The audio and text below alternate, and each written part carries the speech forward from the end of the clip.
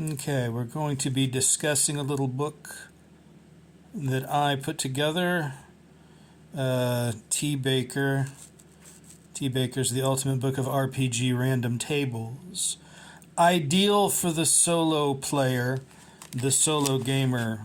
We have tables, super gadgets and vehicles, random tables, random D100 tables, 101 ready to use, roll charts for fantasy, sci-fi, horror, cyberpunk, and more. T. Baker, Funtime Press, that's me. We have them tables for every genre: superhero, hard-boiled detective, horror, fantasy, of course, because that's what these games are all about, right? Dragons and monsters, and but also cyberpunk, science fiction, paranormal investigation, western, noir detective. That means hard-boiled, the kind of hard-boiled Humphrey Bogart, Raymond Chandler type stuff. Few tables for steampunk if you want to adapt and go in that direction. Espionage, spy. Really good book. We'll go ahead and read the introduction here. Welcome to your ultimate guide for generating exciting, unpredictable, and immersive experiences in your tabletop role-playing games. Whether you're a solo player looking for inspiration, a GM in need of quick ideas, or simply someone who loves rolling dice, this book of random tables is designed to spark your imagination and keep your games dynamic across a variety of genres. Book is divided by popular TTRPG genres such as fantasy, horror, and science fiction, making it easy for you to find exactly what you need. Each chapter contains multiple D20 and D100 random tables to help you generate anything from NPCs, treasure, plot hooks, or even entire locations. Get the most out of these tables. Pick your genre, select a table, roll the dice, and interpret the results. If it doesn't feel right, don't use it.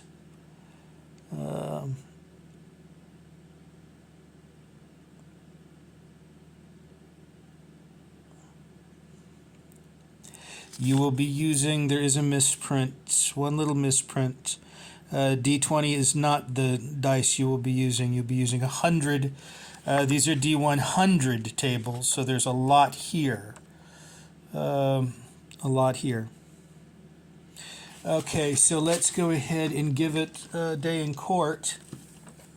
Let's go ahead, whip out our dice pack, and we've got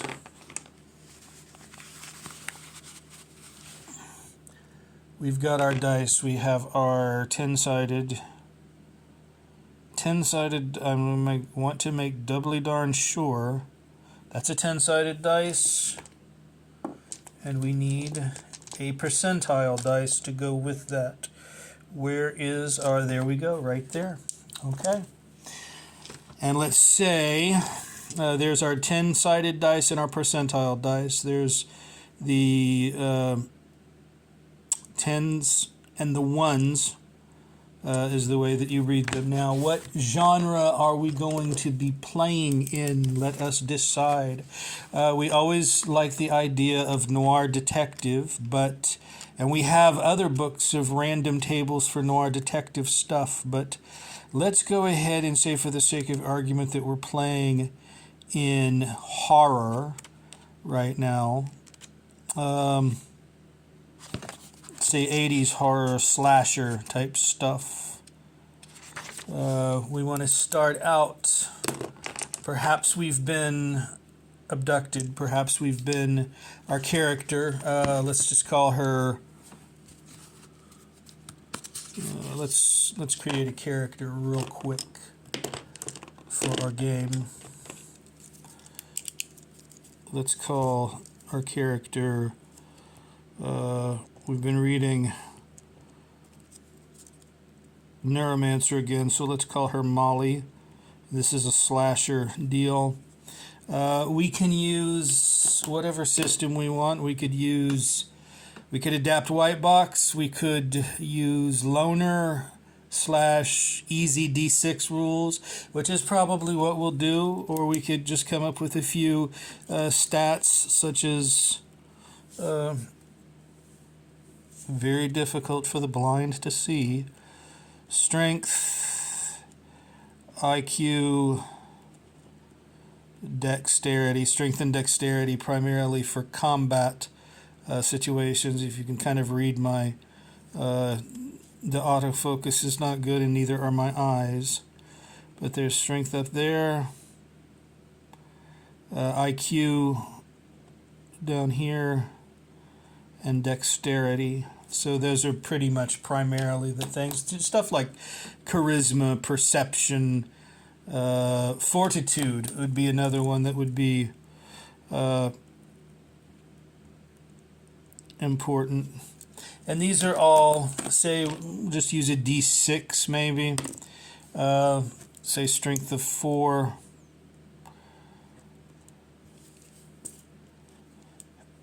IQ of 4.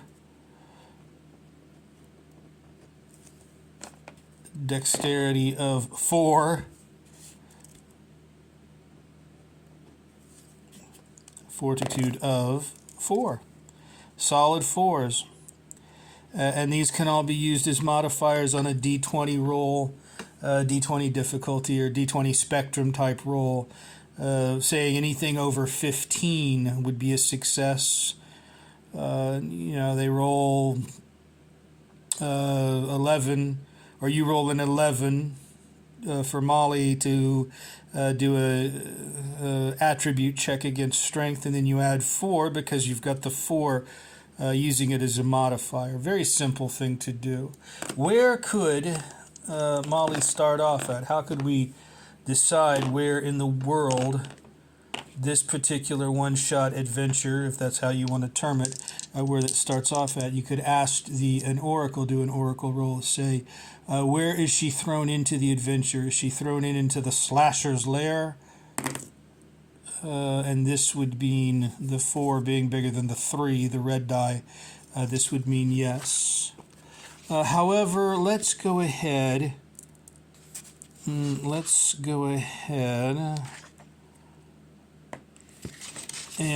let's see if let's go back to the table of contents for horror.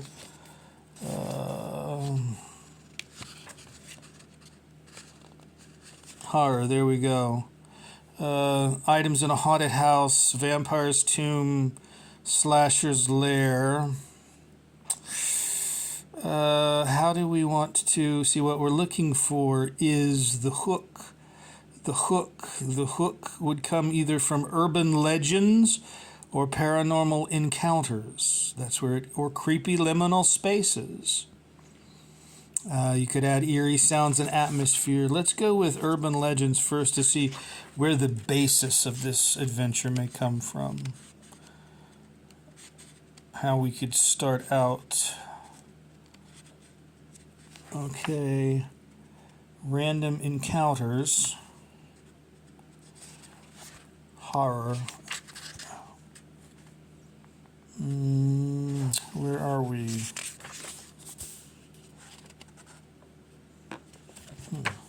That's curious. Oh, I see. Wrong page.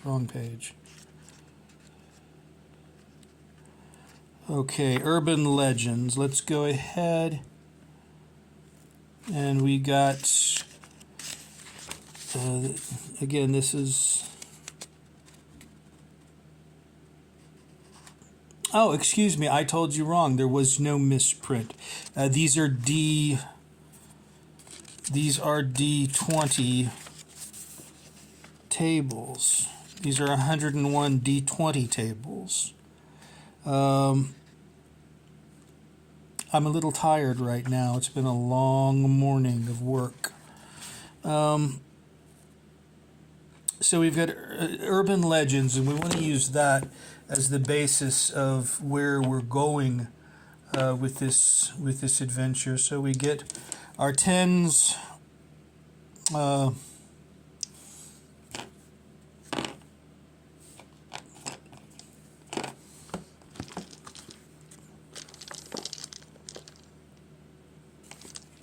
Then we get our D20. We roll, and it gives us a 3. If you can see that 3, that gives us a 3. What is 3? 3 is the choking Doberman.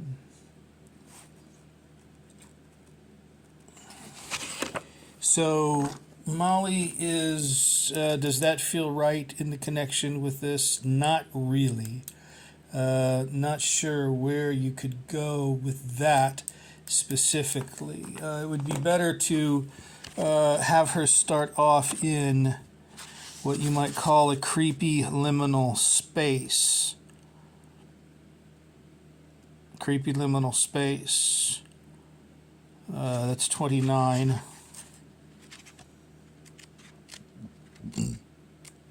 29. Creepy liminal space. And of course, these liminal spaces are, they're places, abandoned elevators, flickering hallway lights, endless corridor. That sounds like a good one, but let's go ahead and see what the dice. Number 2, abandoned elevator. So she starts off in an old elevator that moves erratically or stops between floors. So we could use our oh my goodness, we didn't mean to do that.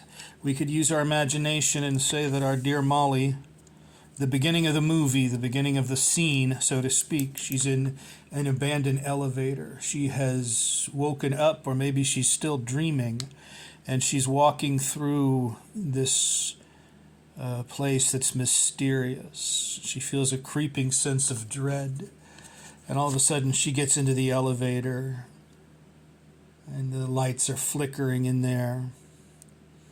And does she have an encounter? Does she have a paranormal encounter? As per our book here, let's see.